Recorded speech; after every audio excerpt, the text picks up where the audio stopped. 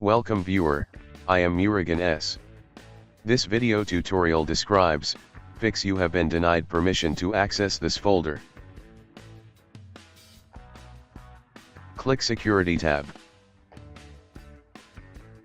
Click Advanced. Click Change.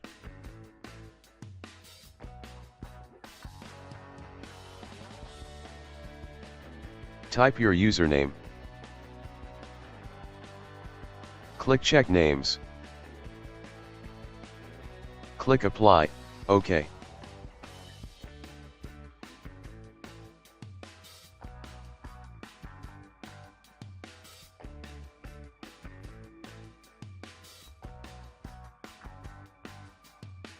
I hope this video tutorial helps to you.